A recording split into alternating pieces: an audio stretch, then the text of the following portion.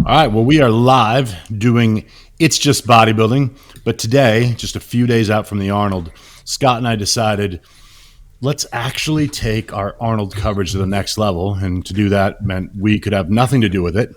So we brought special guests, Kuba and Andrew, to handle this side of the business so it could look organized as if, I like to take full credit when Ron is gone. So before we get rolling, everyone remember, like, share, subscribe, comment, and ring the bell.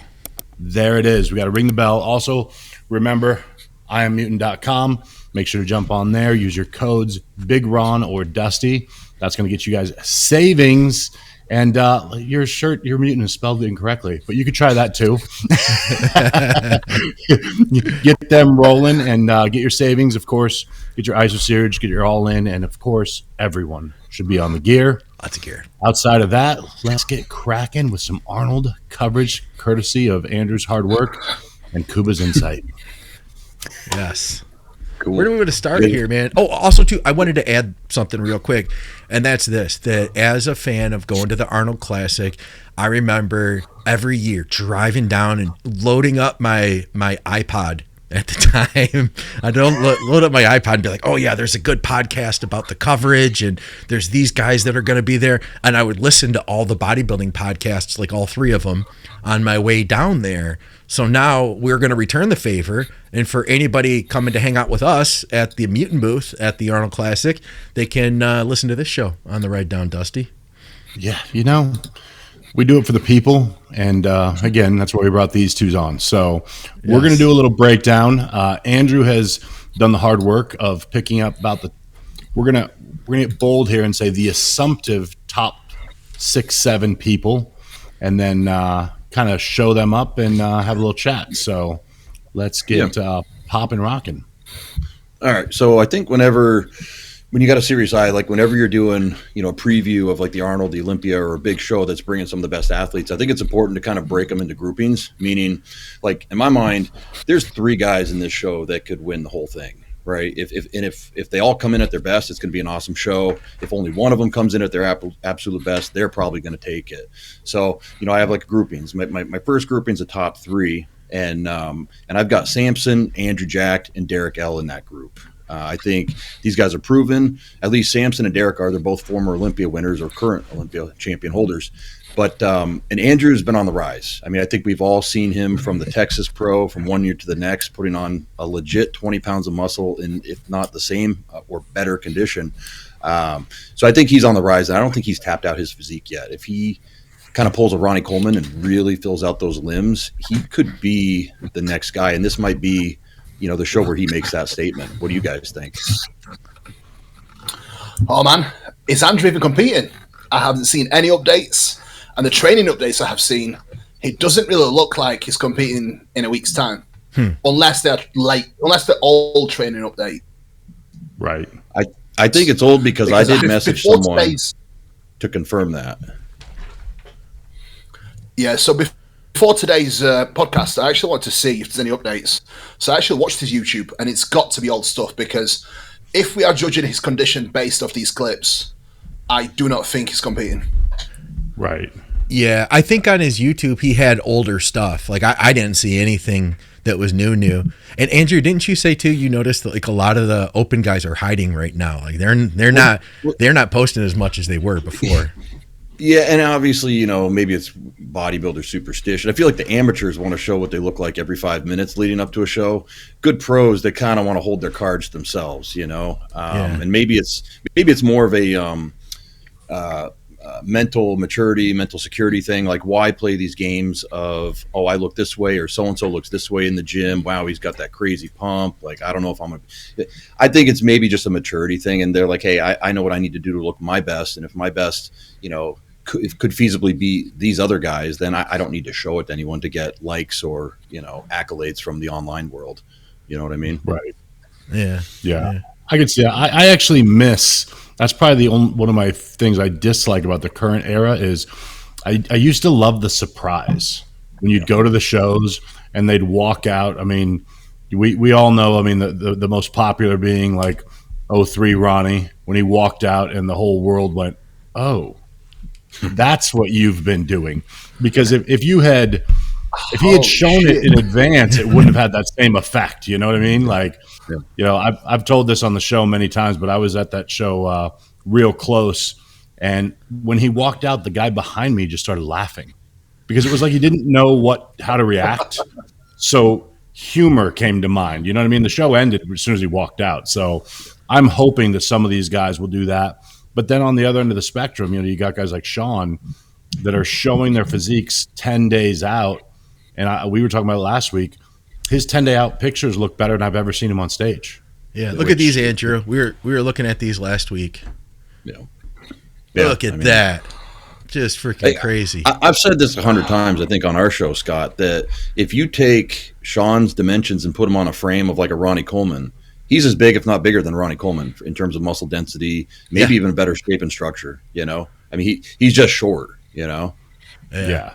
But look at the waist compared to before. I mean, they've done something to make that waist completely disappear, which was a complaint 2 years ago at the Olympia, was the abdominal control, and he was wider. Obviously, he has great shape always, but in comparison to this, I mean, that's I had said, and I told this in the last show, I kind of thought Sean had run out of room because, I mean, being like 5'2", having that much mass, I was like, well, he can refine a little, but it kind of is what it is. Then you see these pictures, and I'm like, oh, so your career is just starting. Okay, cool. This will get interesting. And he's close to our age. Isn't he 40, 41 or something like that? Yeah, but I think when you're not human, the age doesn't do the same thing. Yeah. There's that, yeah. It's definitely an old boy. But knowing how Stefan works, I definitely think there's been a massive shift in nutrition to bring his waist down. So personally, I think there's definitely been a big shift with probably higher frequency of meals, much lower protein, higher carb and moderate fat intake, whereas we both know previous coach Matt, it will have been quite heavy with the protein side of things. So I do think you can ensure section. You can even see it with the fullness and pop he has to his muscle. It's a very, very, very different look. Stefan works. I think he can definitely bring it out in people.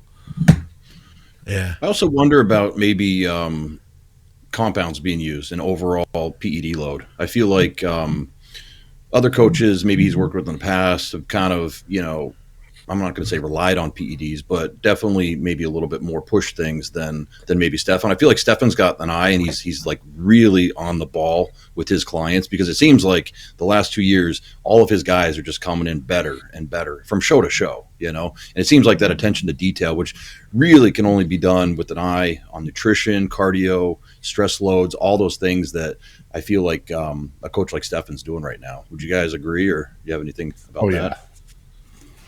Yeah, I mean, talking to Sean, so. He's been relaxed the entire way. And he did say right from jump that everything is different. Yeah. So he didn't go into detail, but he pretty much said, this is unlike anything I've ever done. And the results say that they were good adjustments. Yeah. Yeah, I'm not sure about Andrew Jack. I feel like we've, you know, and I think you had mentioned, Dusty, like he's going to have to step up at some point. I think that we'd been waiting like 2 years ago. There was a lot of hype. I remember, what year was that? Was that 2 years ago when it was him, Samson, and Nick Walker on stage at the Arnold together? And it looked like he was just a step behind Samson at the time. Samson kind of really pushed forward from there. I'd love to see Andrew Jack do it. Is he ready? I don't know. It'd be a cool surprise, that's for sure. And yeah, I don't think we're seeing up-to-date stuff, Kuba, because I had looked at his YouTube a little while back, and I think they were just like, you know, shooting stuff, editing it, getting it out like a month later kind of thing, you know? Right. No. That would make sense. I hope so. Do you want to move on to the next grouping? Yeah. I mean, in my next grouping, you know, I've got guys that can get into that like 4 through 7 position. So guys like William Bonek, Brandon Curry, Carlos Thomas Jr., and Sean Clarita, I think are 4 guys that fit that list. We just talked about Sean. I mean, I think we could see Sean as high as 4th place if he comes in like those pictures and having, you know, if those are 2 weeks old, that he's already peeled, he's already in crazy shape. So they must be pulling his cardio back, stress reduction, all that good stuff. We're probably going to see the best Sean ever. I think the big question out of this group is, has Father Time caught up to Bonek and Brandon Curry? in some way, shape, or form? And has Carlos figured out how to reach condition at a proper, IFBB contest? Because that's always been the knock. He's got the wackiest, craziest, joints and crazy flowing muscle bellies, but it's the conditioning that's kind of held him back. What do you guys think about that grouping? I look forward to seeing what Carlos gets. We had Carlos on 2 weeks ago, and the big thing that he pushes, they've figured out the stress load for him. And that has been a game changer for his digestion. He hasn't had any issues because he's got IBS, right? So that he hasn't had any major flare-ups this whole prep. And that has been game changing. Then he's also learned that he can't just, like the rest of us can pretty much just jam the gas through the floor for the majority of the prep and then pull it out at the end. He has to kind of touch and go. And he's figured out where that is. And between him, his dad, his coach, they've kind of figured out that line of better pull back here. And as soon as he does, everything comes back to life, So I do not envy the amount of focus they have to have, because it really is easy when you're like, all right, well, just kill yourself every day. And, at the very end, we'll kind of ease it up and you'll be good to go. He has to watch that the entire prep. Yeah. Yeah. Is that a current picture, Andrew, that you had sent over to him? I can't even remember. It's very much an apples and oranges lineup because you've got guys that are short and extremely, extremely dense. Like you've got Carlos, you've got Derek. They both have amazing shape as well, but they are very short and compact. Yeah. And then you've got guys like Andrew, you've got guys like Samson, and even Brandon to a degree, who are literally just shape freaks, right? Yeah. So to me, I'm struggling to see how they are all going to compare in a lineup because you've got Samson, 6 foot odd. You've got Andrew, 6'2". You've got Brandon, 5'11", but he's a shape monster as well. Then you've got, Sean, who's a, 4'10", Ronnie Coleman. You've got Derek at 5'5", and you've got Carlos at 5'5", 6 foot wide. So you just don't know how it's going to look on stage, having such a variety of physiques. I think it's going to be kind of a throwback to some of the shows years ago, when you'd have like a Frank Zane in the same lineup as like an Arnold Schwarzenegger or some of the other, that height discrepancy before they started separating the 212s in the open. So I do think it's kind of a cool throwback. And I want to also remind everyone, Sean Carita's won open pro shows, against guys that were, almost a foot taller than him, or at least 7 or 8 inches taller than him. I believe. I remember Sergio saying if he lost to Sean, he'd retire from the sport, and I think we're waiting for him to actually keep that promise. He was so cocky and sure that he was going to beat Sean, and I remember seeing that post being like, Sean's going to smoke his ass. Like there's no doubt. Like don't give a little guy who's always been told, oh, you're too short. Oh, don't give him any extra motivation to whatever you need to do, dial it in a little bit more, Yeah. Well, I think you got to factor in too that the top 3 all have something to lose, which adds an extra level of stress. Yeah. Because Sean comes into this and Carlos, these guys come in where it's like, you have nothing to lose. Sean comes like, no one's saying, oh, we definitely have Clarita winning, which makes it really relaxing to roll through. There is a little something different. Everyone knows that winning a title or the Olympia, something like that, once is hard. Getting it again is harder because now you're the guy. And I think, within argument, Andrew, I should say Derek and Samson are both the guy right now. Yeah. That adds a lot of pressure. The only thing I remember is back to when we had Aceto on, and I do agree with this. He said, the downside to bodybuilding is much like buildings, which is when you look at a 5-story building that's really put together and beautiful, you're like, wow, that's a gorgeous building until you put it next to a 10-story building. And then it's kind of like, well, that one's that too, but it's also 10 stories. So I think that does make for it's a hard gap to close. So in my opinion, if a guy like Samson is on, then that almost makes him unbeatable. Yeah. Because you have to slay him. I mean, it's got to be from every angle, and that's really, really hard to do because, Derek has great shape, obviously, great muscle, great size, but it used to be that you had a guy like a Jay where it was like, okay, he's got mass, but then you had a Dexter where you could go, but he's got the shape. And then it was kind of like one, apples and oranges, where in this case, it's like, well, Samson has everything. Yeah. Yeah. I'll tell you what, into this conversation and what you're saying, Kuba, about the apples and oranges, I almost feel like that does possibly, if now let's assume Samson is the guy. And I think that Arnold would want him to be the guy, the beautiful shape, the flowing, the waist, all of that stuff. That's like the picture of the Arnold Classic, like we talked about last week. They want a guy like that. That means that then, to me, guys like Andrew Jacked, this could be a great opening for him if he brings a great package to be able to step up to be second to the guy, or who knows what could happen, man, if he's really good. And I think too that maybe even a guy like Brandon, that this could play into his favor, being what they are looking for at the Arnold Classic. That said, I don't know. I think at the end of the day, as much as they want that small, pretty waist, they're still going to give it to, like if Samson takes first, they'll still give Nick Walker second if he looks incredible, like they did a couple of years ago, meaning a guy shaped like Nick can still destroy up there. So it's going to be interesting to see. Yeah, I mean, it's whoever's playing up their strengths and minimizing their weaknesses, right? And I think right now, I mean, if I had to say Samson has a weakness, it would be that in some lighting or some angles, his skin doesn't appear as crispy or as dry as, say, a Nick Walker when he's dialed in, or maybe a Derek from the back. Derek from the back, I feel like gets pretty dialed in. A knock on Derek would be he just doesn't have that detail and the striations and that, we'll call it muscle maturity across the chest and shoulder region, right? Andrew's still long in the limbs in some angles and shots, so there's that. And then, going down the line, Bonnick's a little big in the midsection, though I feel like he's kind of taking care of that a little bit. And then Brandon Curry, his legs are downsized a little bit from his peak.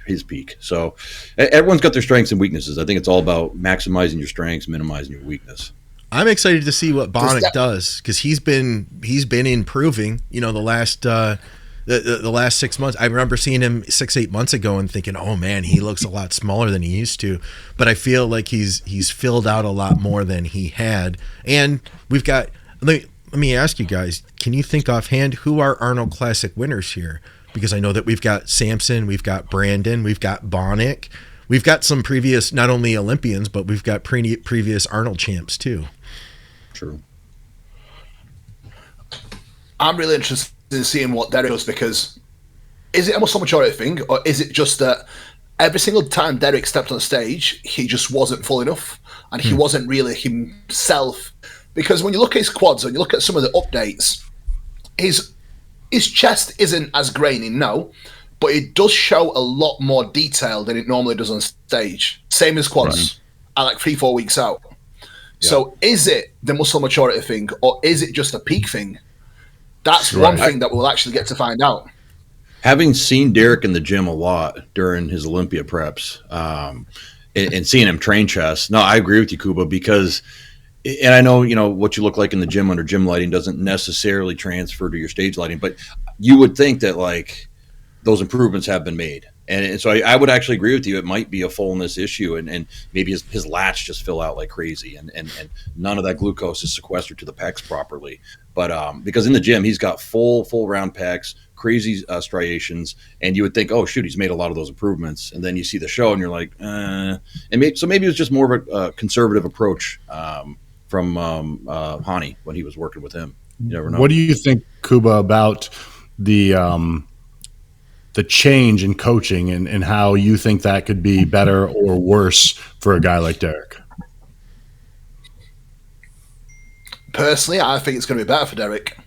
I think there's only, right, when you are with a certain coach over time, right, and you've exhausted every single method you could with him, and clearly there's something in the process that isn't quite clicking. It's not quite allowing you to be, and look, this is me talking about Mr. Olympia, so Please don't take it the wrong way.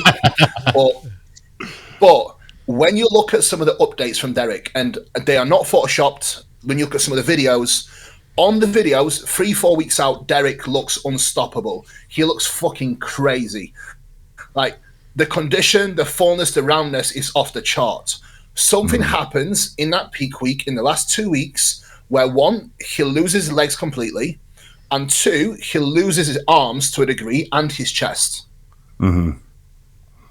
Do you think that it'll play a good role? Do you think it'll play a good role for him? Because I know from working with Chris for years, one thing that Chris is adamant about is he does not shoot for 100%. He tells all of his guys that. He's like, we don't shoot for 100 because if you miss shooting for 100, you're at 80. Yeah. And if you lob up at 95 and you're as good as Derek, that's going to be damn hard to beat. Because I feel like anytime I see somebody, like you said, lose something during the last little bit, that tells me you're going for perfection. And we all know that you don't have to miss by much for it to really change you at that level. Yeah. You can already see with Chris pulling Derek back and giving him more refeeds than I would generally see Derek do previously. So I do think he's already going through the process of kind of pushing him hard enough, then pulling him back and filling him right up as much as he possibly can. Because I haven't seen Derek do videos of eating his food and eating muffins and having these refeeds this close to the show this often ever before. And I'll be honest, I have never, ever seen Derek this good before this far out, because there's a difference. There's a difference between being completely ready 4 weeks out and then being just on time, keeping the right amount of condition, the right amount of fullness, and the right amount of density. And I think Aceto is getting that just right. Yeah. He does have I'll a way say this too. Being the second coach to get a really good athlete, you got a body of work to work with, in terms of, okay, so walk me through, athlete, what you did for your peak. And then it's kind of like you can deconstruct it backwards and kind of like, okay, I think that's where you guys might have gone wrong, whether it's starting diuretics too early, using too many diuretics, pulling water completely, not adding enough water, not carbing up enough, like Kuba mentioned. So I do think, it's almost like a cheat sheet when you're working with with a really good coach, and then you're working with another really good coach, because you can kind of understand where their thought process was going, with what they were trying to do, and then you can see the finished look. So we can just kind of deconstruct it backwards and say, okay, I think up to there you guys were good, but this is how we're going to do something different, make that change. And I think maybe that's what you're talking about, Kuba, in terms of, at least in the prep side of things, more refeeds, not allowing his body to go so flat the whole time. And I think you can take that same mindset or strategy into the whole peak this week. So what's interesting though with Chris and having firsthand knowledge, it's funny, but even with clients, like he keeps files, like he's old school. He'll send you a picture of like handwritten stuff he's got for you, and then at the end of a prep, when it's over, he throws it away because his thought process is, I don't want to know what we did last time. It doesn't matter. Like, he's very, very much about just rolling through and letting your body, like Chris's thing, I'd never put words in someone's mouth, but my experience was his thing is your body tells me what to do, not the other way around. And I think a lot of times, and we all know this is from coaching, when you're younger, you were trying to tell the body what to do. And when you get more experienced, you give the body something and then it tells you what to do next. And I think that's what really, it was funny. I told Chris at one point, if I were to show people my 3 preps with him in a row, they would think I had 3 different coaches because the drugs were different. The food was different. And you're sitting there the first time around, I'm like, we're doing everything different. He goes, oh, we are? I throw all that away. He told me that. He goes, I throw your file away immediately when the show's over. It doesn't matter. Because you have so many, we all know this, that you're a year older, you got more muscle, you got a different lifestyle, you got stresses, non-stress, all of these types of things. So the data from the past, I agree that I think he can look and say, okay, in the last week, something was off. But what he works on really well, and I think what you're seeing now is he already has worked through a lot of it during the diet. But if you ask Chris like a week out, I told this on a couple weeks ago. I asked Chris at one point, "What's the plan for the last week?" Like I sent him an email, and he emailed me back, "I don't know."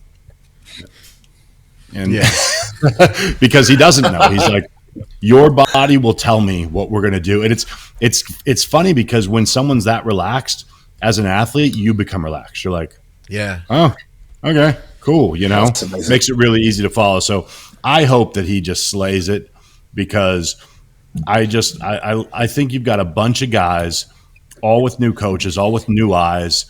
And my hope more than anything for this Arnold is that all of them come out just at their best, because I want to see the current guard, as they say, continue to refuse to go away. Right, Dusty. Let's say let's do a little bit of a hypothetical. Let's say everyone is at their absolute best, and I mean their absolute best so far. What is going to be the top 6 if everyone completely nails it? Because we can do we can do 2 different scenarios, right? One scenario, everyone nails it. Other scenario, what we actually think will happen at the show. Because I think it's worth saying what we think will happen, and then what will actually happen if someone nails it, right? Yeah. I mean, to me, if everyone nails it, it's in my head, it's Samson and Derek's show. I really do. Then what it comes down to me is who can own it on the stage. You guys have all had that moment where you're watching a show, even at a local level, and someone has just that little extra thing. Like they know they've nailed everything. And I feel like, and this is like you just said, it's hard to say because Derek's done so well, but I don't think he's ever like 100% just nailed everything. And I think if he wakes up the morning of the show knowing he's nailed everything, then I think everyone's fucked. Because I think he will know. He will walk on the stage knowing I am at my best. And it is a, I'm sure you guys have all had that on our own levels.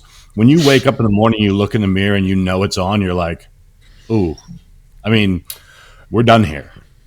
What was you there in 2022 when Derek walked out on stage and he did his front relaxed? What'd you say? It was all over. 2022, Dusty. What did you think? Was you there in 2022 when he came on stage and did his front relaxed? Yep. That literally took my breath. Yeah. Now, imagine that 10% better. Yeah, that'd be frightening. And I think that would be, I would love that as a fan of the sport, because what I love about what's going on now is, let's say that goes down as planned, then that makes everyone a lot more excited for the Olympia. Because you're like, oh shit, like now we're going back and forth. You know what I mean? But I do think those two at their best leave everyone in the rear view. Yeah. And then there's a drop down to third place. All right. Hey, listen. Right? Oh, go ahead. When you look at Brandon from 2018? No, 2019, 2020. Yeah. 19. When you look at Brandon for 2020, when he actually pushed Ramy as well. Yeah. I think 2020 was the year when Brandon came in big. Imagine Brandon like a little bit more condition. Where would you have him? Oh man, like that? Well, that slides him all the way up to that slides him up to third, battling for second. I mean, yeah, it's top 3. That's a top 3 Brandon right there. Yeah, and that wasn't too long ago. I mean, he's been around those shows, and it was when he walked out. And I've been a fan of him since he got 9th. I can't remember what year it was.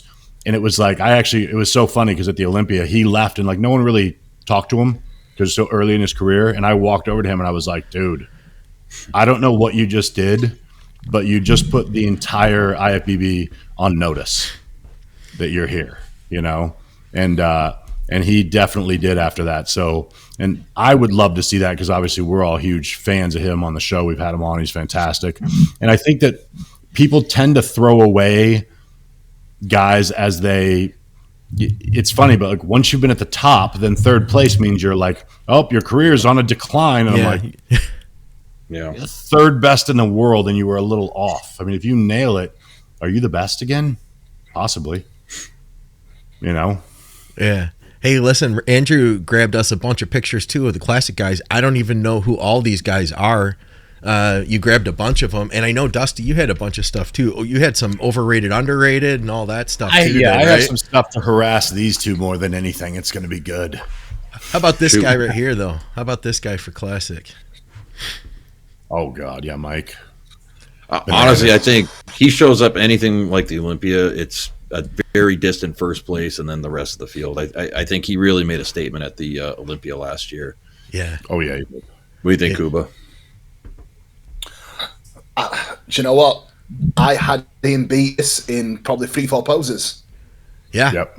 I really think it was much closer than people think. If I was to look at Mike and Chris together, yeah, yes, with Chris, yeah. If I was to look at Mike and Chris together, without the emotion that you get from seeing Chris on stage, yeah, and you look at things objectively, right? You cut the heads off. That is not Chris Bumstead, and that's like badass. It's just two physiques on stage, and you judge that. Now, if you can just rewind back to that moment, Andrew and Dusty and Scott, please just tell me how many poses you think Chris actually beats Mike in. Maybe Mike won the front double for sure. Like I loved his front double. That was the one. My wife was immediately on the Mike train, as Scott will tell you. She's like, I got him winning, and I'm like, oh shit, yeah, that could happen. I can't remember the rest of shots, but I remember when the way he hits that front double, I was like, oh, like he won that handily. Yep. I felt like from the back that because I was doing the same thing, Kuba, and then I'm asking myself though, like, where does Chris beat him? Like, what's different about Chris that makes Chris Chris? I was asking myself that question as well, and I felt like from the back there was a different kind of balance to the way from top to bottom that Chris flowed, and because of that emotion that Chris created, I felt like, okay, I can totally see it. But I'm with you, man. I felt like he looked incredible. I'm looking at these other guys, and I'm just asking myself, like, okay, now obviously it's impossible to compare, two pictures from two different shots. But when I look at Mike and then I look at somebody else here, like Wesley, I'm just like, man, I want Mike. I like this dude over here to the right. It just, to me, that looks far superior, as great as Wesley looks. And I know a lot of people are going for Wesley for this show too. He's got a big support group out there, doesn't he? Oh yeah. What about did we have any pictures of Logan? I did pull up a picture. You know what, Scott, you've literally just read my mind pulling up that picture of Wesley outside of Mike, because that is one comparison I really want to see. Yeah. And the biggest problem is comparing Mike and Wesley. Mike is going to highlight so much more weaknesses on Wesley, and Wesley doesn't really have enough strengths over Mike to counteract the weaknesses. Does that make sense? Oh yeah, 100%. Yeah. I mean, I think I'll go back to what you just said a minute ago, Kuba. Like if let's say Chris was a one-time Mr. Olympia champion, not a perennial every year champion with a storied history, I think they would have easily given it to Mike. I do think there was that it factor of, and I think they knew this was Chris's last year. You know what I mean? I think, like he's very in with the IFBB, and I think they knew, the writing was on the wall. If he was a one-time winner and didn't have the reach, the name, and also being a great ambassador for the sport, it would have been very easy for the judges to go, this guy's better today for sure. But yeah, here we got Logan. Logan's kind of a dark horse in my mind. I feel like he's. I want to see him nail it, dude. To me, when I think classic, not the sport, like just classic bodybuilding back in the day, it's him. Like I know he doesn't have enough to hang with Mike, but like I would love to see him nail it and be way up in that mix. Top. I mean, second, third. I think he would. He'd earn it. And he actually used to live in Scottsdale. That kid lives and breathes bodybuilding. Yeah. I mean, he does his family and bodybuilding, and that is what he does. Those two things. Tell you what, Dusty. If it was a competition who's the best looking, I think Logan takes the whole show. Bastard. Yeah, I don't like him. Who's this guy? Who's this guy here? What's his name? I put it on there on the picture, Scott. Some of these guys, you like their Instagram name, and then you forget their real name. It's on the file that I sent over. All right. B2 style. Hold on. He is incredible, Tell you what, whoever Logan. he is. Logan is insane. His posing's really good as well. The way he can display his physique, I think, does go a long way. I mean, it's just not just his good looks, obviously, but the way he can display is incredible. It'd be interesting to see because he still lacks a little bit more density in comparison to Wesley and in comparison to Mike. And I do think that Logan is very, very close to Mike when it comes to shape. I do too. He just doesn't have quite the density that Mike does have, so I don't think he'll be able to get close to him, to be honest. But I would love to see Logan with a few more pounds of muscle, keeping his good looks. I think he would be up there. Yeah. Oh yeah, for sure. What I look forward to with the classic, and I was telling Scott this at the show, I miss bodybuilders doing a good routine and posing and like really owning the moment. When we watched and you know, when we watched the finals of the bodybuilding, no one blew my mind with their posing routine. It felt as though they just kind of showed up and hit some shots. There was a couple that were okay. Then when you transferred over to physique, you could see that guys put work into that part. And I like that. Like I because back when I started watching, that was very common is they understood like this is for the fans and this is my chance to display my physique my way versus just hitting my mandatories again to music that I pay no attention to. Yeah. Going back to that point, I do feel like Samson, at least in his mandatories, does a really good job moving in between the poses and setting up shots where he's showing like, you know, before he does a side chest, he's like showing that tricep off kind of in a different angle before he goes into it. I feel like out of all the IFBB pros in the open that are good, he's a guy that still does pay attention to the showmanship of the sport, which, and I tell all my athletes, especially the pros, I'm like, look, you are the show. Like people are paying money to see you on stage. So like, would it hurt yourself? Would it kill you to like put a little bit more time into like how you're moving on stage, keeping your gut in, you know, hiring someone to help you with a really good routine? I really do think that I don't know if they should start scoring it, but I do think it should be a factor. Like at least from the fans' point of view, I feel like we always talk about, oh man, he had a great routine whenever so-and-so actually did have a good one. Like Hunter's had a few good ones over the years. And everyone's always talking about that after the show. So I agree with you, Dusty. Yeah, that was one of the his name just slipped my mind. Canadian kid that's unbelievable. He started really young. Scott, we've had him on before. Dude, bodybuilder? Funny videos. Yeah, funny videos. I don't know. Dude, where's my brain? We needed Ron here for this. This is where you're asking this me is where we a need question Ron. that Ron would instantly know. Yeah, he's not an Olympia guy yet, but he had a drug problem years ago and got out of that. Oh, Antoine. Yeah. He's done some routines where you're like, yeah, that's what I'm looking for. Yeah, Antoine's got heart in his routines. That's for sure. Yeah. I think we lost Kuba. I think Kuba's froze on us. Or he fell asleep. He fell asleep. Maybe he fell very asleep. boring.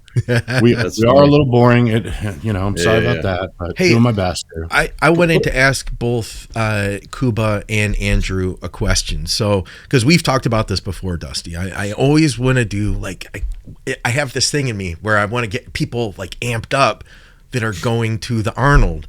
So, Andrew, what is one tip that you'll give to everybody who is going to the expo? It's maybe their first expo that they've ever been to. What is one tip? Oh, Jesus. I guess don't be afraid just to go up to. What's that? I said, don't say hand sanitizer. Yeah. No. I would say, if you're a fan of someone, go up and just start talking to them. Go ahead and introduce yourself. And, because a lot of times people are like, oh, he doesn't want to talk to me, or he's busy. But it's like, it is part of the show, the Olympia and the Arnold, to have these big events, these meet and greets the night before the show or 2 days before the show. So, if you are a fan of someone, go up to them and get their autograph, strike up a conversation. You never know, honestly, especially if you're a younger bodybuilder.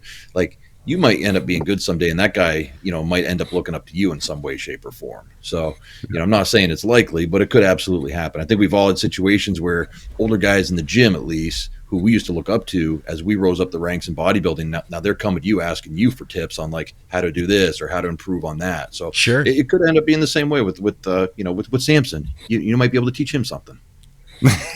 Hey, Kuba, what's one tip that you'll give to everybody who's going to the Arnold, who's never been to an expo before?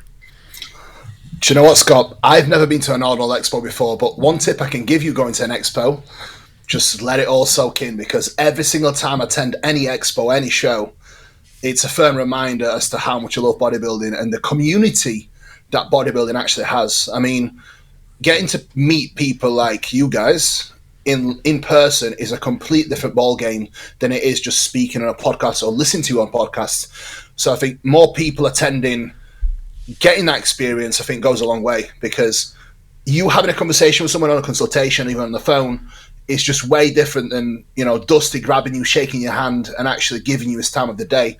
I think that is, that's an amazing experience, to be honest. Not just the show itself, but I think expo, meeting the people, and just letting the environment soak in.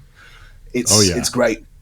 Yeah, you should leave those. I mean, when I started going, what I loved was, when I got into bodybuilding, just like you guys, I was all in from day one. When I was just getting started, I had no idea what I was doing.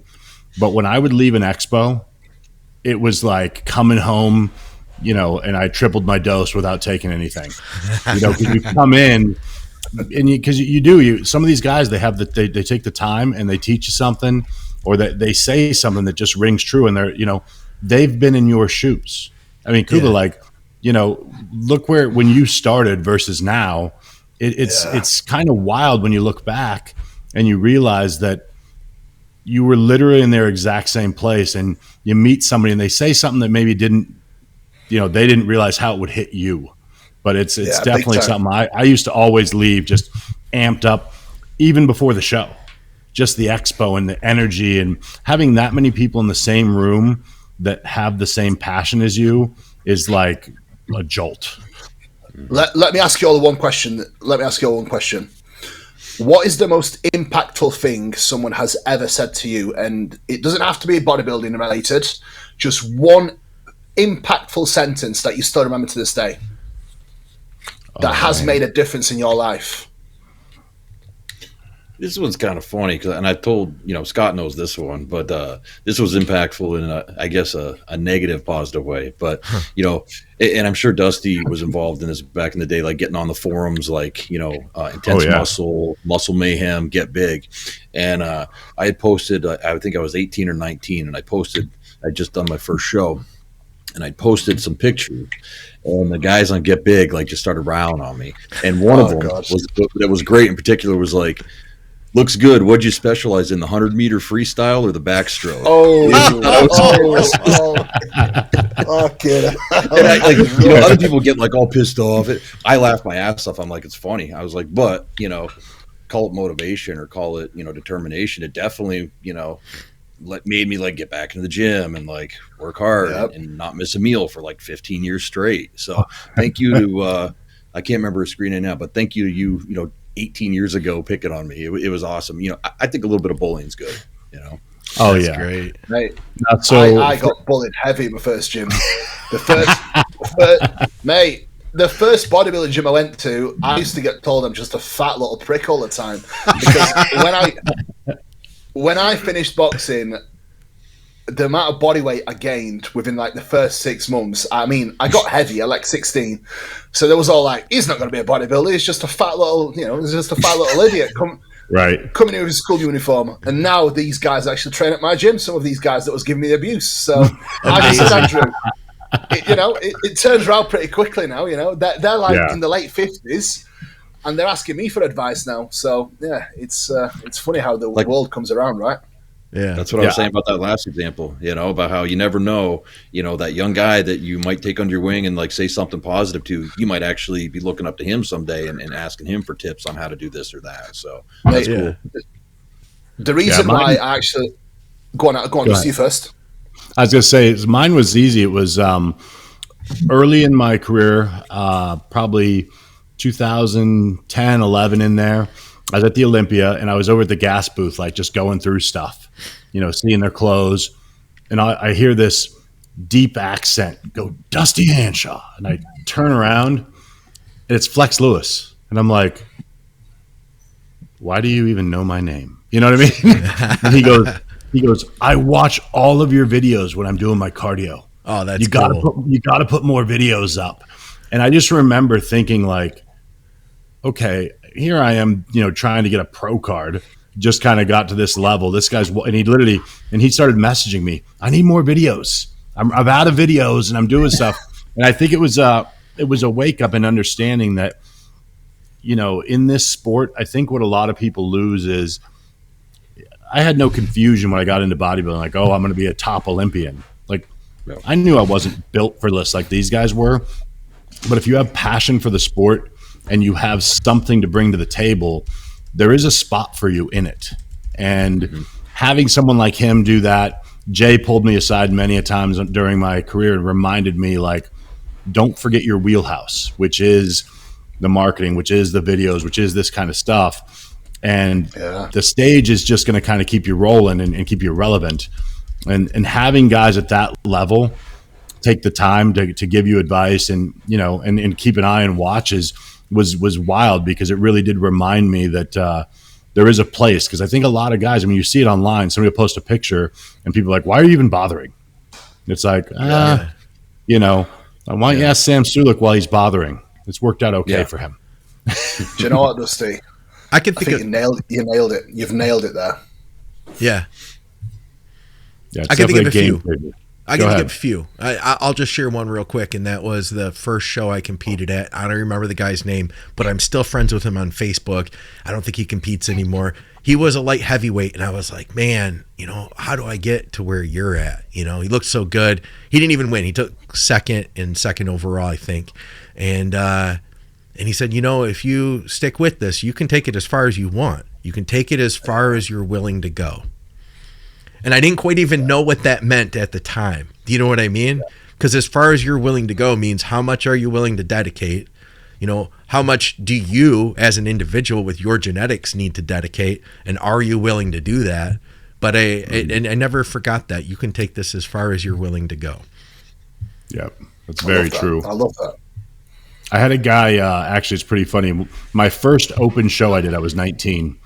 And I trained at a Gold's Gym in Arizona. And there was a guy in there in the morning, because I had to train before work. I used to work like 7 in the morning. There was always this guy in there, very covered up. And one day I'm sitting in there on the bike, and he walks out from the change room in his trunks. And he's peeled out of his gourd. Just disgusting. And he weighs in, and I kind of take a peek. And, he's going to be in my class, and I'm a beanpole. It's just heavy. and so the show comes. I barely made the top 5. This guy won the show at weigh-ins. He peeled down and stepped on a scale. The show was over, So, and I always thought I remember his name was Sean. He was real cool with me. And I watched him just annihilate the show. Then you fast forward 2014, I turned pro, and I get a DM from him. And he goes, I always knew you'd make it. Amazing. And I was like, holy, because he got out of the sport. And he's a guy, for example, that I truly believe if he had decided, like you said, Scott, to take it, he took it as far as he wanted to and stopped. But he would have been a very good pro. And it was one of those moments where you go, oh, wow. Like, that guy followed my entire career after he walked away from the sport and was one of the first people to DM me when I turned pro. And I didn't even know he followed me. I was like, oh. Did you end up asking him, like, what was it you saw in me back then when I was getting 5th or 6th place and not in your condition? And did you ever ask him that? No, he just, what it was is, he told me that you can tell when someone refuses to hear the word no. Yeah. And I think that was always the mindset I had, and that I think more people should adjust to, because you got to remember, whether you're getting ready for the Olympia or maybe you're a guy that's just trying to win your first overall, that is your Olympia. Like, bodybuilders don't look down I've had a client say that to me before. Oh, well, this isn't a big deal. It's just a local show to you. And I go, oh, no. Oh, no.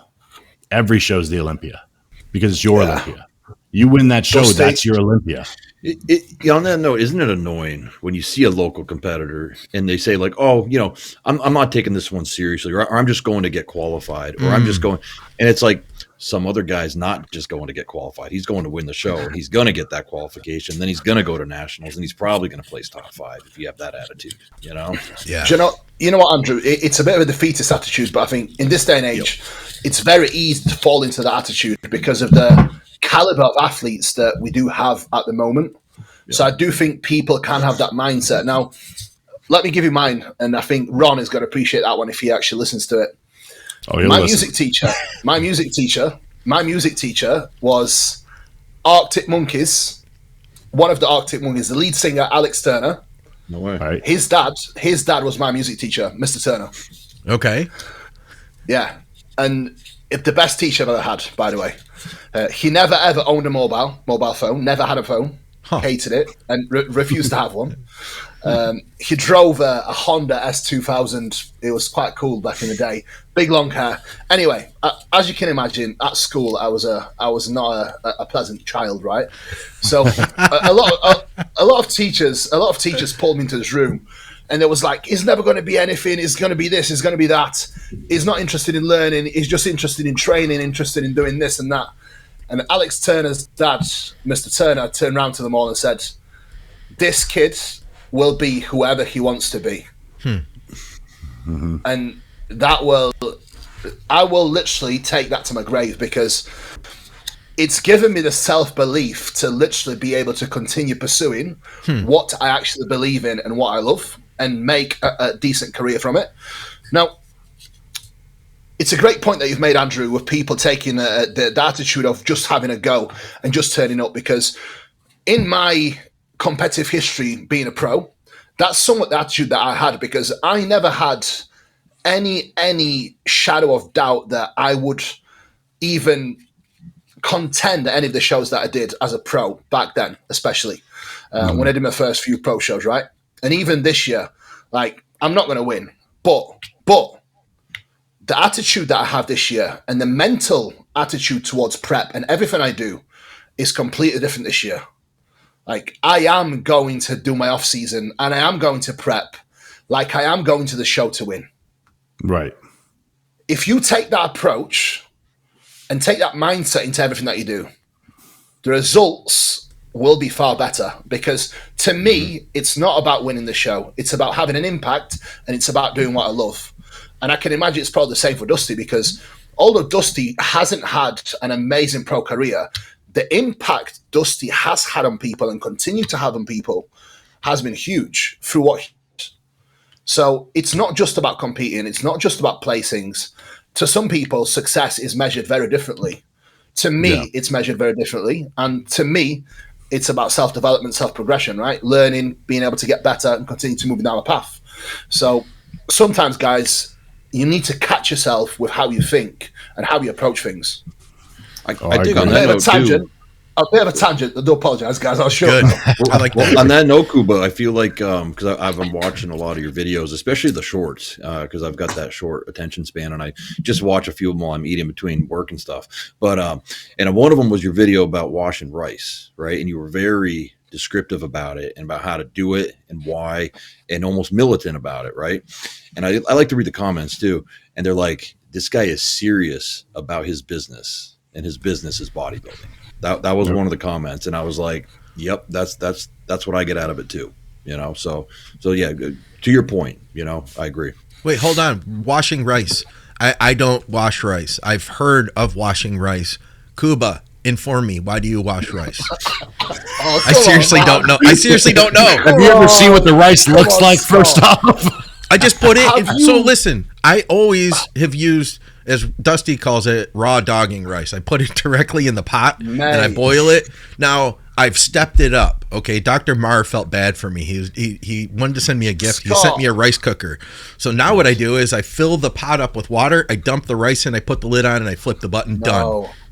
What am I missing? Do you not, mate? Do you not have any Asian friends or any past Asian girlfriends? I don't have any friends. No, I'm just here. I'm just in my house. Right. What? Yeah. Please do me a favor. Okay. Wash your rice tomorrow and just put water in it and pour the water away and just look at the colour of the water and look at what comes out of it. It's like rice dust, isn't it? It's starch. It's starch and all the other crap that comes with it. No. You should, Scott, I probably rinse the rice out 4 or 5 times before we make it. You guys never told me to rinse the rice. Clean it out, then you dump it, then you add water, then you do it again, then you dump it. In my defense, you guys never told me to rinse the rice ever in bodybuilding. It'll improve your digestion too, Scott. Really? Like when that starch cools, it makes this modified starch that really can upset your gut, and like bad bacteria can grow off of it. Yeah, it is a thing. Well, fuck. Nobody ever told me to wash the rice. Mate, you need some Asian or Middle Eastern friends, dude. They would lose their mind if they saw you just raw dog the rice. I cannot tell you how many clients used to tell me that they get bloated from rice, and it was literally down to them raw dogging the rice. Now, Dusty, how many times and do you count you washing of your rice? I don't. How many count, times do you I wash literally? it? It's probably 4 or 5 times because I watch it. Like I watch the pour. Yeah. And I make sure that water essentially is damn near clear. And I'm like, all right, now this last fill is the one. Now we're good to go. Yeah. When Scott told me he used just a pot over the fire, I imagined him in the woods. I'm like, what are you? I was like, Scott, you know that like you can get like the best rice cooker on the planet for like $40, right? Like, if that. And it's easier. I will admit it's easier. You just press the button. But now I'm gonna have to wash the rice, which is a whole additional your whole life's step. Gonna change. Throw your rice away upstairs. Make a fresh batch. It's got to happen. It's got to happen. You guys know when he cooks his chicken breast, he goes out and kills one and he puts it over a fire pit and he twists it every. Hey, Bassett Bodybuilding said my favorite bodybuilding quote that stuck with me was, "No matter how much you love bodybuilding, it might never love you back." All right, so I got to switch gears because I want to hit you guys with some questions that I thought would be good for some of the listeners. So you guys just each rapid fire answer them. The fans know mine because I babble so much, so I'll stay out of this one. But if you could change anything about how you approached bodybuilding early or late in your career, what would it be? Pick different parents. Ronnie's parents are unavailable. I would say like Ronnie Coleman and like Kim Krzyzewski. Like that would be probably the gold mine for bodybuilding, right? How about you, Kuba? Man, patience, my friend. Patience in my early days. I just wanted everything now. And it's not a bad thing. If any of you guys listen to this, if that's how you feel that you are right now, it's not a bad thing. But every single time you get that mindset where you want everything now, you have to accept that it quite literally is a marathon, not a sprint when it comes to bodybuilding. Unless you are Ronnie Coleman, then it still is a marathon, pal. Don't worry. You're not going to get there in a year's time. It's still a massive marathon. Now, in my older days, it's something I mentioned earlier. I want to approach everything that I do right now until the end of the days as a competitive bodybuilder in a way where everything I do is with the aim to win. That is how I want to approach it, because having that mindset is going to allow me to leave it all out and empty, fully empty the tank until I probably hit like 36 and it's time to hang up the trunks. So I've got another 8 years left maybe. So first one, definitely take my time, be a bit more patient. Second one, do this with intention to win no matter what. I want to add to your first real quick because I think it's something people don't do. Everyone has an urgency for the result, and they don't have an urgency for the day-to-day to get the result. Your urgency has to be on how you handle today. Your patience is on what that creates. So I tell all of my clients that are really gunning to like be top pros or whatever it is, that your urgency is just today. Did you eat every ounce of food? Did you push your workouts exactly how you're supposed to? Did you prioritize your sleep? Did you do all that? Be urgent about that. And if you do that and forget about the result, one day you will look up in the mirror and go, oh shit, I'm huge. But if you're hunting on the long term and you're a little lax like most people are on the short term, well, you're never going to get there. So very important. Do the work and the results shall come. Yep. Yeah, it's a good one. Here's another one for you guys. And Scott, I want your answer on this one too, because I think it's important. All right. What excites you most about your own personal bodybuilding goals currently?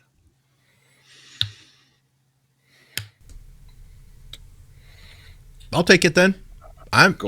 Is it really? I don't know if it's bodybuilding. It is. It's your bodybuilding. We can call we call it exercise, fitness. How about my fitness? That's a little better. My cardio is freaking cool. Like I'm really doing really well with cardio. I'm doing really well with.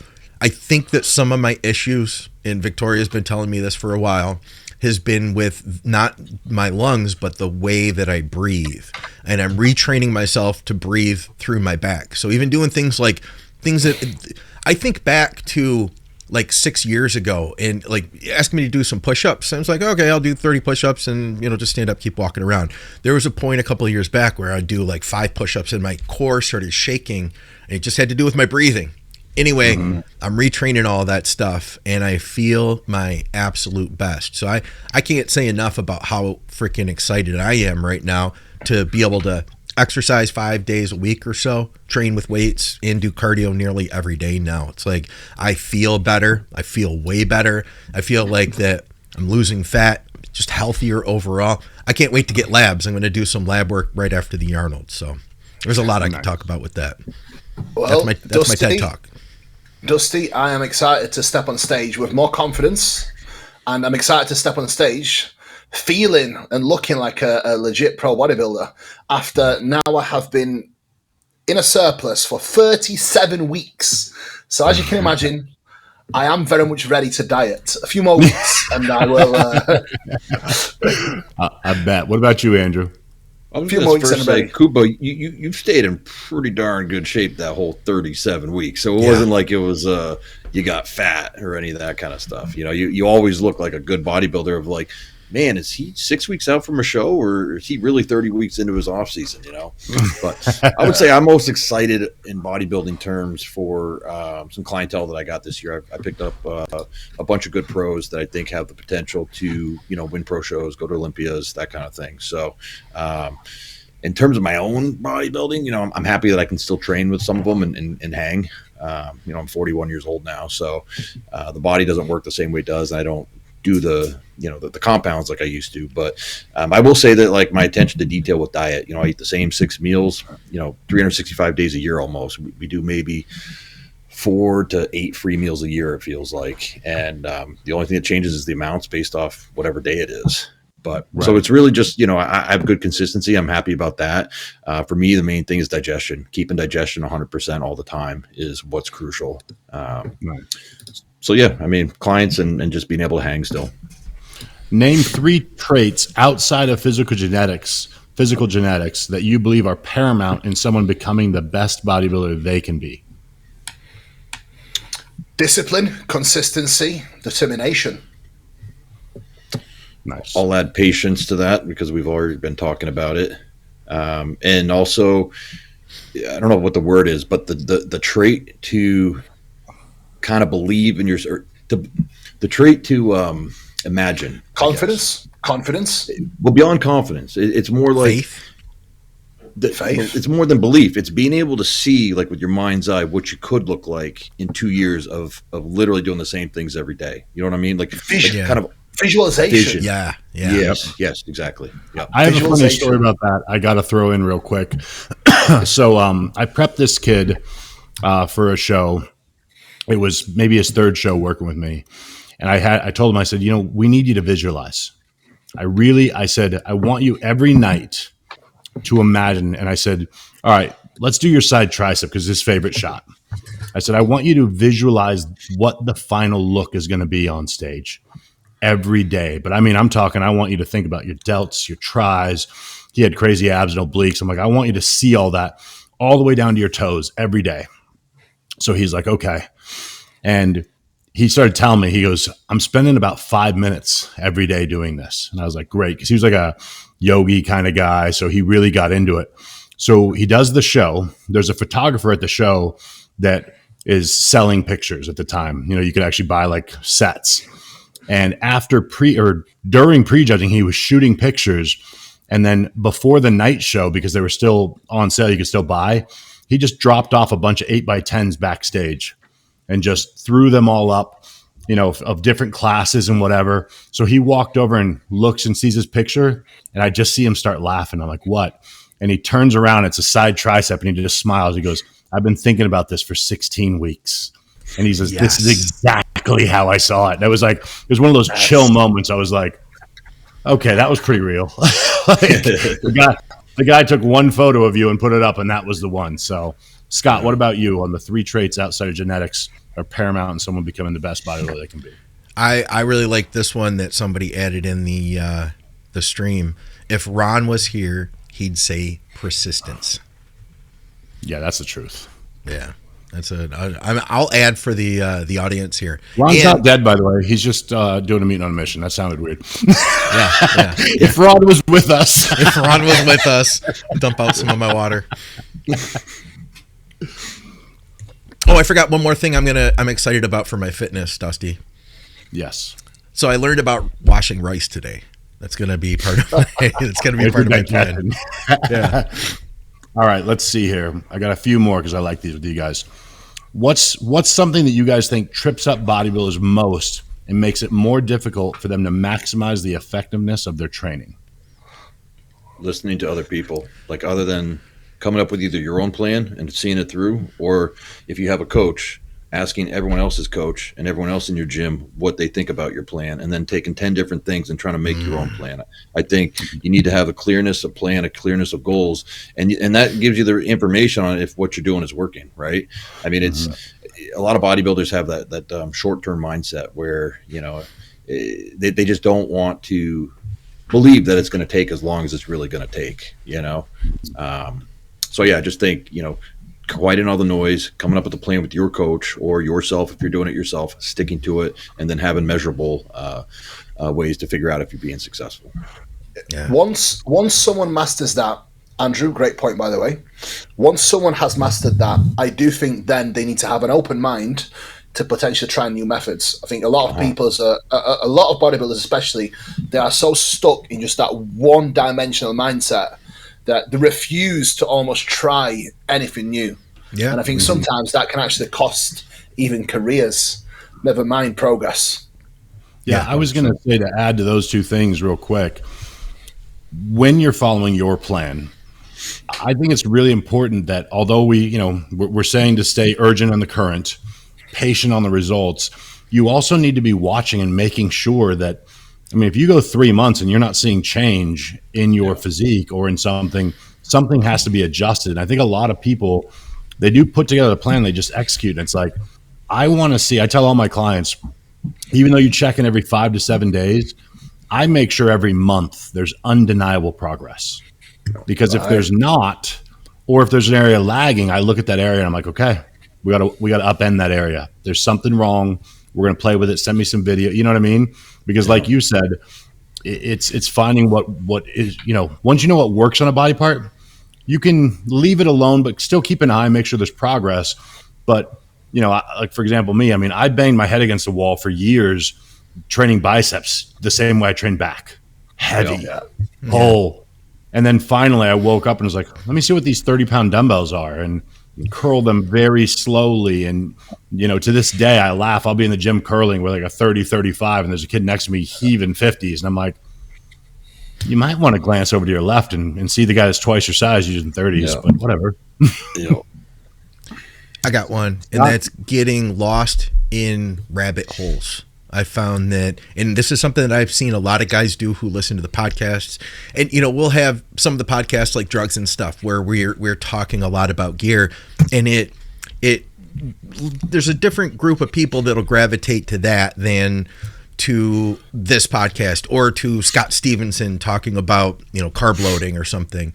And I find that there's a demographic of guys that get super focused on the nuances of the drugs and they kind of lose sight of what the end goal is. The end goal is to be a good bodybuilder. We're not trying to become a chemist. So yeah, it's important to understand how things work, but we don't need to take it down to these little tiny nuances and know what this tyrosine carbon whatever is going to do. Like, let's keep it as basic as you need to, figure out the things that work for you, and then, and I've talked about this before, then invest that energy in something else, like trying to get better at your training or looking to see how you can fix your diet, because at the end of the day, we get down these little tiny rabbit holes and we forget what the big picture is sometimes. The problem is, Major Scott, and the minor. The guys that are not really willing to put the work in sometimes resort to the drugs, and they almost look for this golden grail or this holy grail of drugs that is going to give them the results, when in reality it's the training. Now, how many times have any of you guys have gotten results, and I mean great results with a training plan, or your clients got great results with a training plan, and then all of a sudden you look for ways, well, if I'm making this much progress, what else can I do, or how can I change it to make more progress? Get greedy. Yeah. You get greedy for more. I agree with that. This is what I think is interesting, because all you guys have so much information, know bodybuilding so well. What attracts you to someone else's bodybuilding content? Like when you're consuming content, what is it that you like to see, and you find yourself going to certain people's pages more often? Oosh. Man, that's rough. I like the fun stuff. Go ahead. You like the fun stuff? I like the fun stuff. You know, some of the younger guys that are doing YouTube, like, man, I can't think of his name offhand, but I watched this guy who was like, I took a week and I tried every sketchy pre-workout there is. So before each natural kid, and before like one workout, he tries nicotine gum. Before another workout, he tries Cialis, and, you know, reports on these things. Or Jesse James West. I like that guy. It's fun, because although when I was competing, I would have been like, oh man, this is really surface level stuff for the general public. Now I'm like, man, these guys are really passionate about bodybuilding. They're adding something really positive to it. They're having fun. And you know what? They actually have some pretty decent physiques for what they're doing too. Do you know what? I have put myself on a little bit of a ban for short form content. So for me, I only consume long stuff now. I don't do any of the shorts anymore. And do you know what? The reason why? I found myself sometimes just sitting there, not doing anything, trying to relax. And I would open my phone, I would go on Instagram, and then I would start scrolling without even thinking. That's scrolling. And then I would sit there with like, what am I doing? I've just literally done that automatically. Yeah. So that's it. I'm done. Right. And the mental clarity I can get from that now is huge. But when it comes to long form content, I can share that. It's most of the stuff, 1, entertainment, 2, passions. So anything to do with boxing, anything to do with good quality information for the passions is cool. So think big, obviously number 1. Then you've got the Fuads and all the other podcasts that are pretty good. But generally, I like to just stick to podcasts now, I'll be honest. Nothing short term or short form. Andrew? Yeah, so I guess for me it's like knowing the people, I guess, and respecting them. So like I'll be honest, like I send a lot of people to Kuba's page, or I send a lot of his videos on training technique, because I really like the detail and attention he puts into explaining these techniques. Like him watching a video of him show someone how to do like a single arm pull down. That opens like people's eyes, you know? So I think it's very useful. And then I watch a lot of our other shows too on Scott's network. But beyond that, I don't really watch any bodybuilding stuff. As I've gotten older, my interests have, I guess, broadened a little bit, you know, from whether it's history or politics, or, you know, I watch a lot of cigar pages, I guess, but my bodybuilding content has kind of gone downhill a little bit over the years. And I was a guy that used to watch or listen to every single podcast that came out, from Blood, Sweat, and Gear to Bodybuilding Nerds to it's just, what's the one that you guys used to do years ago? But whatever, even heavy advices, heavy muscle, all of them. I used to love that stuff. And it's not that I feel like I know it all, you know, that I couldn't learn something from a podcast, or it's just that, you know, I guess I'm comfortable with what I do, especially with my clients, but also my interests have just kind of broadened over the years into other things. And we only live, you know, 80 to 90 years. And it's like, you only have so much time to take all this content in. But I agree with you, Kuba. I think I try to only do the scrolling thing when it's a situation where there's literally nothing productive to do. So like you're walking into the DMV to get your license or whatever, and there's a line. So you got 30 seconds or a minute. That to me is appropriate time to do that. You're killing time, right? Because you can't really get back to clients when you're like, I mean, unless it's a quick yes or no, you can't really get into the nitty gritty of their plans. So I do use that time when there's nothing productive to do that kind of stuff. Yeah, they say that the short form content like that is training our brains to not be able to have an attention span, that we're not able to hold a thought for longer than, whatever it is, 30 seconds. So let me even say it definitely takes my focus level down too if I spend too much time doing that. To add to that, like you guys might even notice in like client check-ins, I feel like they're very different from like 5 or even 10 years ago in terms of like the attention to detail on following like the check-in protocol that you might want them to follow. Like I feel like these days I'm constantly having to ask follow-up questions, where years ago it was just like, here's the form, it asks all the questions I need. So now I actually made an online form that like you can't hit enter unless you fill everything out, and it's working beautifully. So I love that. You're like, I'm blocking you from making me send a follow-up email. Pretty much. Will Tennyson, that's who I was thinking of. This guy, he's done some stuff too, like 1-star gym reviews, where he'll go to a gym and then basically read the reviews and be like, they said that they don't have any weights available. Let's check this out. And then the kid's fun though. What's this? Dane said, you know what's crazy? Kuba in some way contributed to Samson bringing up his back. Tell the story, Kuba. I love videos of people helping people. Favorite all time was John Meadows. I haven't.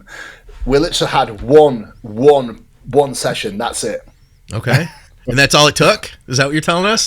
How good he is. Basically, Samson won the Olympia. Because we had one session together. Oh yeah, absolutely. That wasn't anybody else. I take the whole credit. Dane, honestly, thank you so much, mate. But Samson was already good.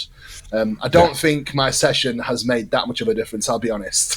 All right, so we're going to do overrated, underrated. Guys, these are quick. And just for the rules real quick, overrated, underrated, it doesn't mean, for example, In-N-Out Burger. I list that. It's something I love, but I could still consider it overrated because I don't know how they have a line around the building every day. Gotcha. So understand, it doesn't mean you don't like something if you say it's underrated. All right, overrated, underrated. Meal prep services. Overrated. Overrated. I'll agree. Scott? Overrated. All right. Being an IFBB pro. Underrated. Overrated. Scott? Man, I'd say, that's a tough one because I know there's I'll say, listen, I would love to be a pro. Would it change my life at this point? No. No, but it's a tough one, man. Are we allowed to do accurately rated? I forgot. No. All right. So why is it underrated, Andrew? No, I said overrated. Overrated, yeah. Why is it overrated? Because I feel like we're at a stage in time where now, if you just go to shows and you are sitting in the stands, they're going to give away 2 honorary IFBB Pro cards just for being there. It's kind of like you're winning a door prize. You know what I mean? Like when we were all growing up, right? At least some of us older guys in this conversation, to me, IFBB Pro was Jay Cutler, Ronnie Coleman, guys that literally, like when they only gave away 1 or 2 pro cards per year. Like it was that difficult. And then, we've graduated to a point where, class winners, which is cool because the sport's obviously expanded and there's a lot that the numbers are a lot bigger. But like, for instance, like I got a master's card. I don't think they should give those out. I think it should literally just be nationals, North Americans, and USAs at this point, because how much damage, with the exception of like John Meadows and a few other people, actually did damage on a pro stage after getting their Kareth Bejo is another one, after winning their classes in a master's league. Okay. And then like, for instance, you're seeing now, I don't know if you saw this last weekend, guys, they just gave away their first Fit Model Pro card. Yeah. And I mean, I don't want to be rude, but like, it looks very entry level to me. Okay. Like if you want to keep it as an entry level division in the NPC, I'm all for it. But to give a IFBB pro card, the same things that people who have to spend years and years in this sport and compete against the best in the world. To me, like the person who won that card, no knock on her, she doesn't have a physique that looks like one of the best in the world. I'm gonna say underrated, and I'm gonna even say, Andrew, I feel like you aren't even putting enough credit in what you had done. You looked freaking incredible, man. Like hands down. Now I get it. You weren't Jay Cutler, but you were better than 99.9% of people walking around in the world. Like you looked fantastic. When you say like, I got a master's card. No, dude, you looked freaking awesome, man. And you looked way better than most people who will ever get into bodybuilding. I'll say that. And I think a lot of the people who are saying that it's because I get where you're coming from.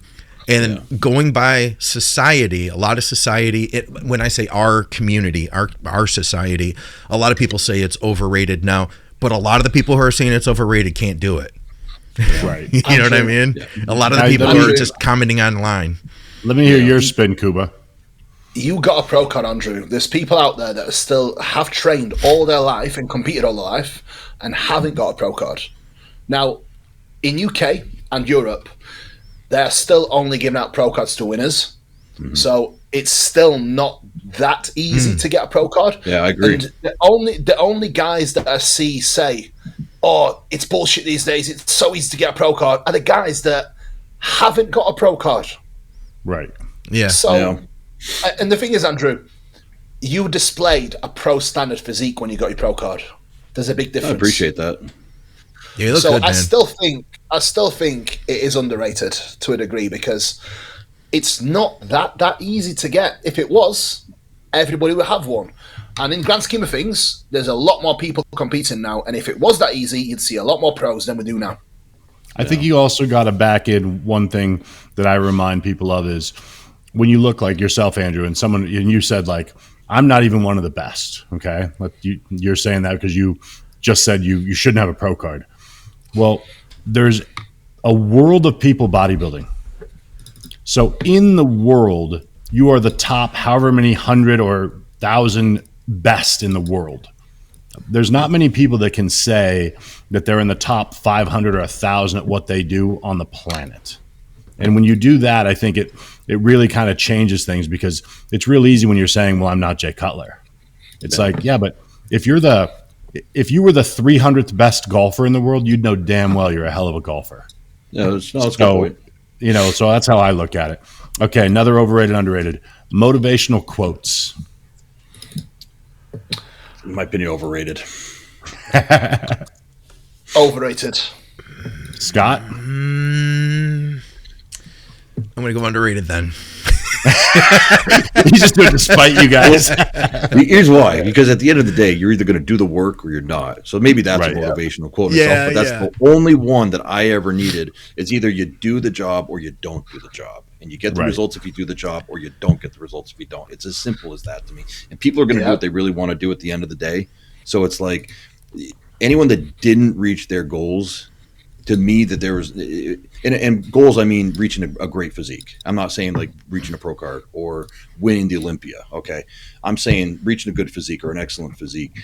It's because they didn't want it bad enough and they didn't do all those things. And we all know, based off people's genetics, what their possible best could be. Just looking at them within fairly good reason. You know what I mean? Like we know a guy who's 5 foot and going to turn pro as a lightweight is never going to be a Mr. Olympia. But does he reach his full potential? We can see through his actions and his deeds, like say Sean Clarita, who now would, is almost 200 pounds. That guy's checking the box every single day. Those types of things. Yep. Yeah. Arsenal equipment. Oh God! Overrated. I'm gonna say over. I'll go with over. That's a good one, Dusty. Terribly overrated. Terribly overrated. Yeah. And the reason why it's terribly overrated, I am just having to fix my Arsenal leg press for the 3rd time running.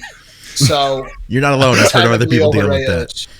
I was doing an Arsenal hack one time, and I watched a bearing roll out onto the ground during my set. And I was like, oh.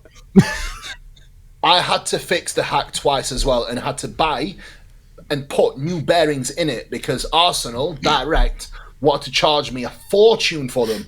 So I had to source it myself. Yeah, basically, I did text one of the guys from Arsenal and said, I will never, ever buy from you again because the service is terrible. So, sorry. I have to be vocal with that one. I like their concepts. I saw one of their T-bar, the chest-supported T-bar row machines. It was only like a year old, and the arm was like underneath the arm where people had dropped it back down on the stop was greatly caved in, and you could see the bare metal, and it was starting to crack. I'm like, oh, that doesn't look good. It's like a year old. That ain't good. BCAAs. Does anyone take those anymore? I'm being honest. Are you saying like BCAAs over versus EAAs? Underrated or overrated? No, just on their own. Oh, but it's also what do people think about them? Because there's that. Yeah. So, I mean, to give you guys my answer, I think that they're underrated because everyone assumes they're shit now. But if you actually understand when you're supposed to use them, they're fantastic. I got you. I got you. Okay. Then I'll agree with you. Underrated. Yeah, I have to say underrated, yeah. In that context, I agree. Yes. All right. Filming your own sets to just see progress.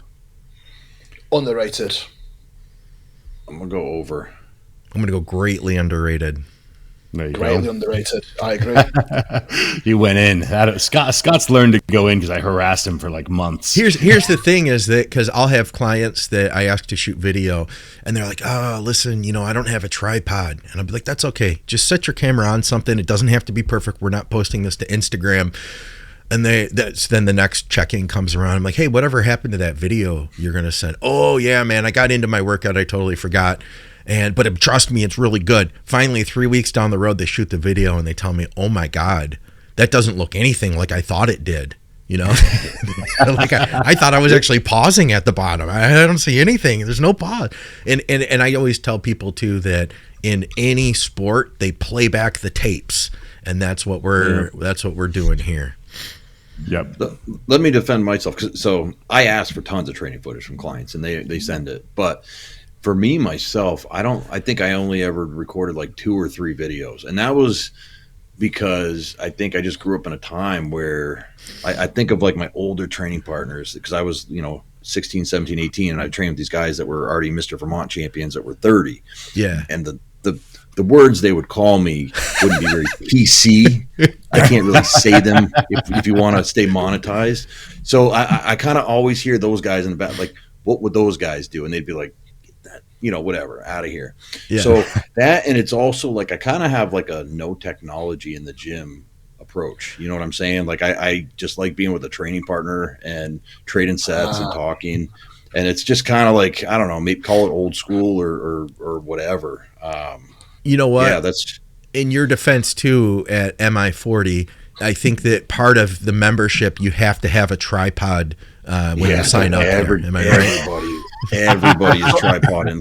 And we're talking like, no offense to anybody, but like kids that are like 16 have no development yet whatsoever. And I don't think they're doing it to really check their form. I think what they're doing it is to create content, quote unquote, to post to their Instagram and socials and stuff I don't know. I don't know who watches it, honestly. So, all right, I'm going to do 2 more of these, then we're going to do a little something different today. This is a big one. Ron on It's Just Bodybuilding. Obviously underrated. I mean, Jesus. Underrated. Of course. Scott. Of course. Yeah. Underrated. Ron he's the best interviewer too because he doesn't even realize he means to. He's just such an inquisitive boy that he starts asking people questions, When he's on other people's podcasts, he becomes the host. Yeah. Next thing you know, you mentioned interviewed. Now that you mention it, I feel like when he came on our show, Scott, 2 years ago, he kind of started running the thing a little bit. Yeah. We got to have him back on soon, by the way. We got to have Dusty back on too. All right, one more. Making meals that taste good during all phases of bodybuilding. Underrated. Highly Way underrated. The most underrated question you've asked. Yeah, see, I'm glad you guys said that. I hammer that on my clients all the time because I explain to them. They'll tell me, they're like, I'm so tired of chicken. And I'm like, you're not tired of chicken. You're tired of the way you're making it. Right. If I gave you fried chicken, you'd be real happy. So Yep. alter how you eat it, and it makes bodybuilding. When I first started bodybuilding, I thought it was hardcore for your food to taste terrible. Yeah. Right. Yep. And it made it so much harder for no reason. And there's a million ways to make your food taste good now. All right, now we're going to do a quick. You have to choose one or the other. We're going to bang out these ones quick because they don't really need a follow-up. Here we go. Sandwich or taco? Sandwich all day. I like tacos. Yeah, I'll go sandwich. I'll even go fish tacos. Sandwich. Oh, well, dude, that's way too specific. Yeah, you can't be lining it up. All right. 3 sandwiches for Ron. Yeah. Back training or leg training? Like training. Leg training. I like back. No, I'm a back guy. Boy. Yeah. Let's see. Yeah. I still always like legs best. There's something about choosing your life every time you go in. I used Pasta to. or rice?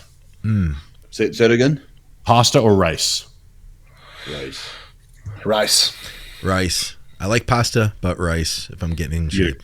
Especially if it's cleaned out, right, Scott? Yeah, well, I don't know about that yet. I'll tell you guys next week. LA or New York? Oh, dude. New York, baby. Well, Kuba, you been to New York?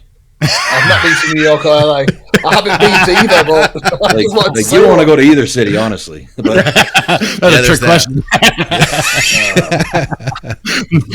Andrew's like, I'm not choosing. I mean, I am going to Dubai next week. Are you? There we go. That's a I fun guess one. I'll say LA because it's warmer there, and I like the warmer climate. Yeah, There we I go with go. LA too, on the ocean and all that. All right. I guess New York is Car or too. truck? Truck. What does an SUV count as a truck? Sure. Truck. If I could pick today, I'd pick a truck. Yeah. That way, you already know my answer. Scott, Sig or Yes. Glock?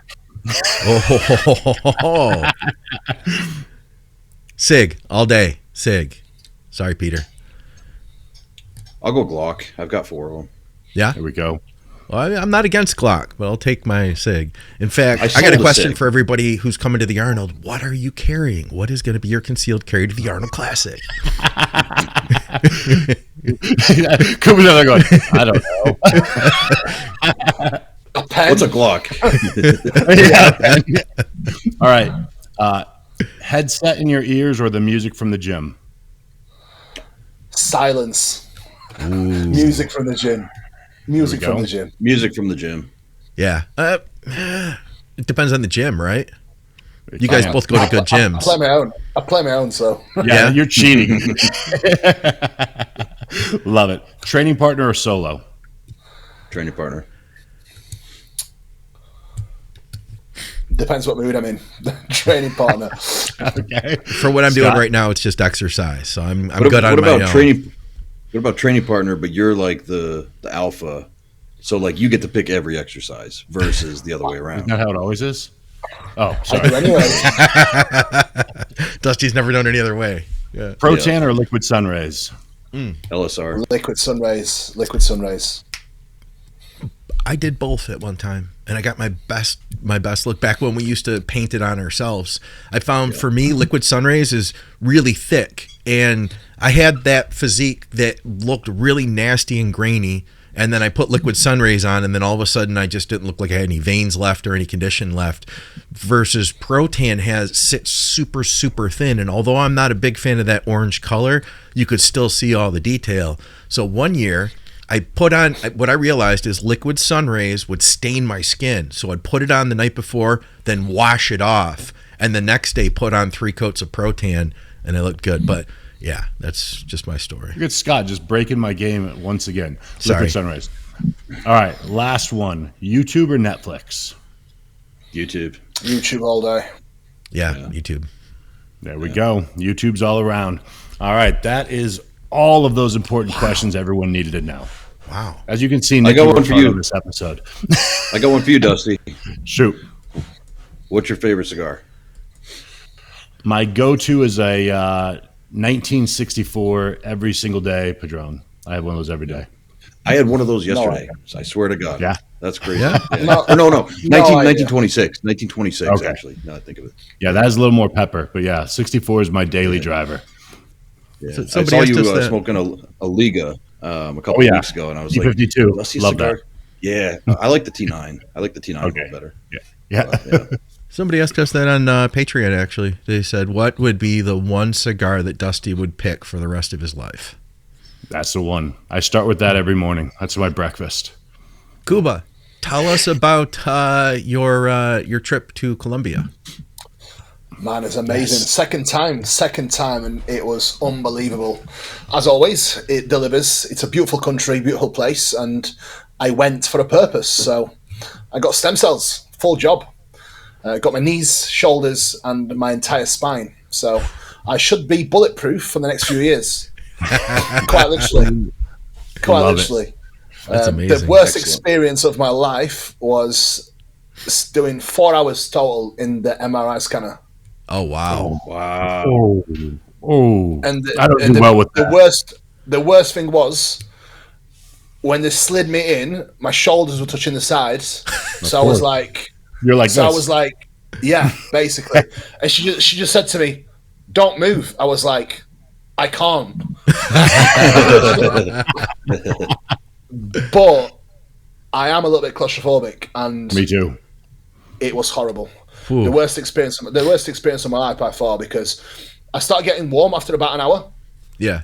and the entire 50 minutes left, she said, if you move now, and if we pull you out now, we'll have to redo it, because it was scanning the spine.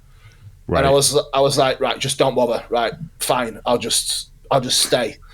Because I started to press the little button. I was like, I'm gonna, I don't think I'm gonna be able to do this. Like, and she said, if you come out now, we have to redo it. And I was like, right, just compose yourself.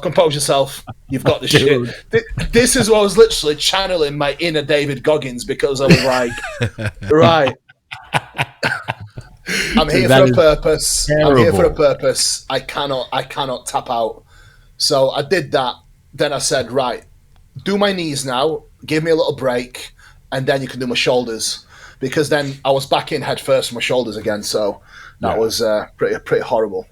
But anyway, once that was done, I got all the results back, and funny enough, there's nothing really majorly wrong. There's a slight tear of supraspinatus, but I can't feel it. There's nothing there, and so what the doc actually did, he injected my shoulder capsule, and he actually injected my tendons inside my shoulders. Then he did my knees, and then my whole spine, top to bottom. Wow. So that's wild, man. And do you feel any different today? You won't feel much difference. It's not so much something you feel; it's something you notice within yourself. But funnily enough, my knees were hurting that week. I had the shot, and there was like, your knees are going to be sore, and I was like, okay, we'll see. Next day I woke up, I couldn't move my neck whatsoever. I was like completely stiff as a board, but my knees actually felt better than before. But because they did my intratendon shots in my shoulders, that was super sore. So I was walking around like an old man. I wasn't able to move like this. If I was to lift my arm up, it literally took like 15 seconds to get my arm above the head. Yeah, because it was it wasn't like painful. It was just more so stiff. Right. And then they arranged for like a physiotherapy session on Friday morning for me. And I was doing all the mobility work, and that was probably one of the hardest things I had to do in a while, because she was putting me in all sorts of different positions. And I was like, you do realize I've just had my spine shot yesterday, and today you're bending me up like a pretzel. So thank you. But good news with Meg.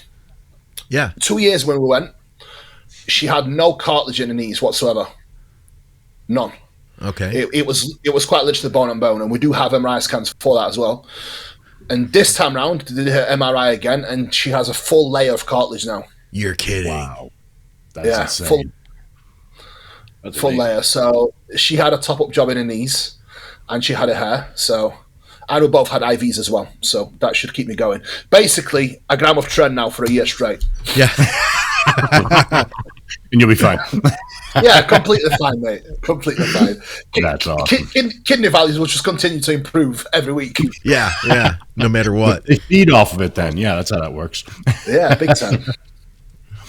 Awesome. Well, I think that's all we got. So this was awesome. I hope that everybody liked it as much as I did. I just liked having you guys on and getting your views. I like that we pulled them both in. That was well played, Scott.